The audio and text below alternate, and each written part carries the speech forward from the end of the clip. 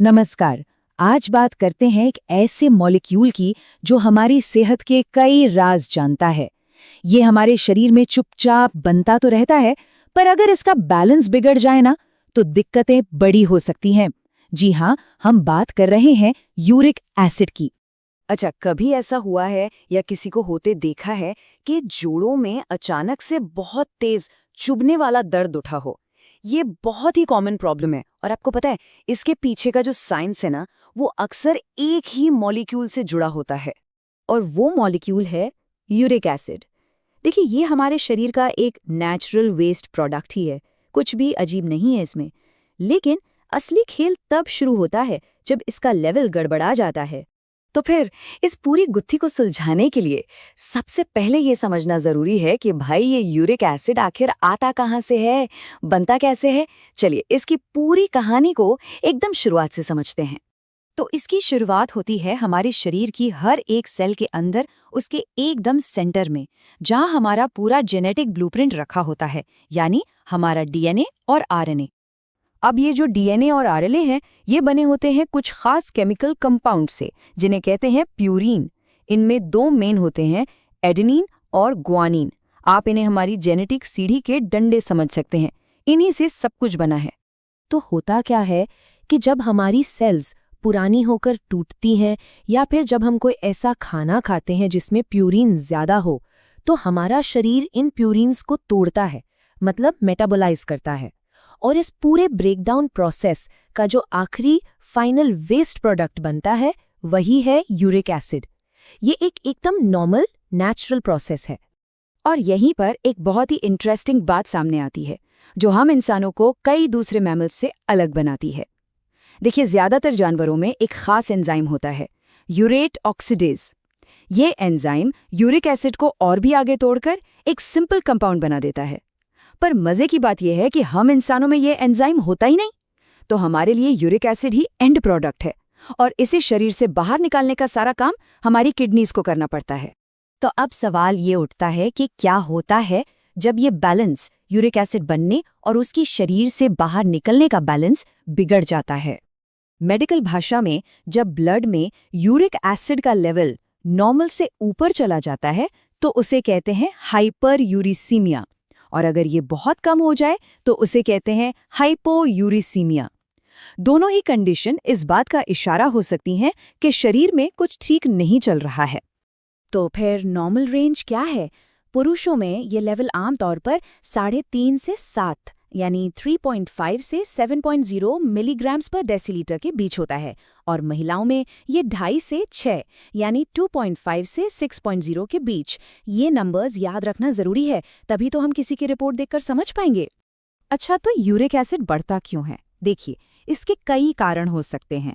कुछ तो हमारी लाइफस्टाइल से जुड़े हैं, जैसे कि बहुत ज़्यादा सॉफ्ट ड्रिंक्स पीना, शराब पीना, जंक फूड खाना या फिर दालें जैसी चीज़ें बहुत ज़्यादा खाना।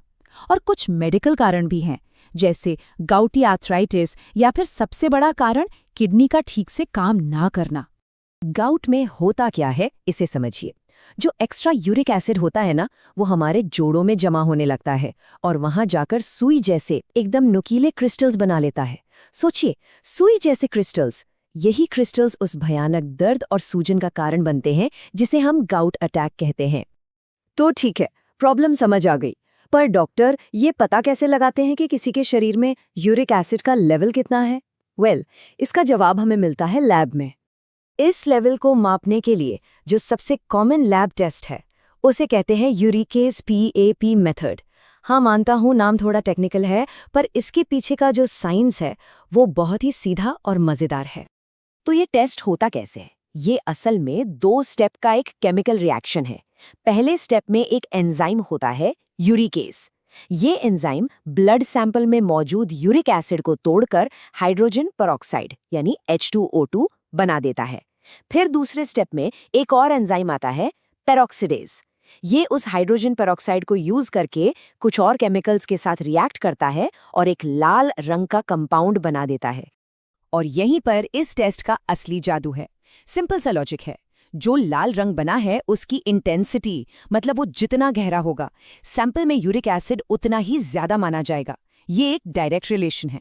और इस रंग की गहराई को एक मशीन, जिसे फोटोमीटर कहते हैं, वो एकदम सटीक तरीके से नाप लेती है। अब लैब में असल में होता क्या है? टेक्नीशियन 3 टेस्ट ट्यूब तैयार करते हैं। एक होती है ब्लैंक, जिसमें सिर्फ रिएजेंट होता है, ये मशीन को 0 पर सेट करने के लिए है। दूसरी होती है स्टैंडर्ड, इसमें पहले से पता होता है कि कितना यूरिक एसिड है, ये एक तरह से हमारा पैमाना है। और तीसरी होती है टेस्ट ट्यूब, जिसमें पेशेंट का सीरम डाला जाता है। सब में रिएजेंट डालकर कुछ देर इंतजार करते हैं ताकि रंग बन जाए और फिर मशीन से रीडिंग ले लेते हैं। अब फाइनल रिजल्ट कैसे निकालते हैं? इसके लिए एक सिंपल सा फॉर्मूला है। मशीन जो रीडिंग देती है उसे कहते हैं ऑप्टिकल डेंसिटी या ओडी, जो कि बस रंग की गहराई को नापने का एक नंबर है। तो हम क्या करते हैं? टेस्ट सैंपल की ओडी को स्टैंडर्ड सैंपल की ओडी से डिवाइड करते हैं और जो भी आता है उसे स्टैंडर्ड की कॉन्सेंट्रेशन से मल्टीप्लाई कर देते हैं, बस। तो इस उदाहरण में कैलकुलेशन के बाद हमारा फाइनल रिजल्ट आया 5.2 mg/dl। और जैसा कि हमने थोड़ी देर पहले देखा था, ये वैल्यू बिल्कुल नॉर्मल रेंज के अंदर आती है।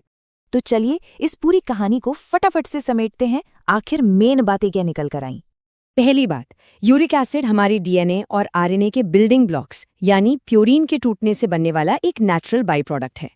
दूसरी बात, इसका लेवल अगर बढ़ जाए तो ये गाउट जैसी दर्दनाक बीमारी या किडनी की प्रॉब्लम का सिग्नल हो सकता है।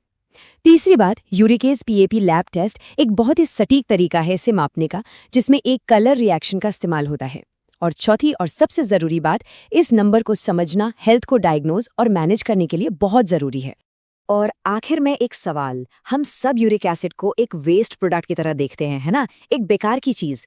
लेकिन जब हम ये समझते हैं कि ये हमारे वजूद के कोड, हमारे डीएनए से ही निकल कर आता है, तो क्या ये एक आम से वेस्ट प्रोडक्ट को देखने का हमारा नजरिया नहीं बदल देता?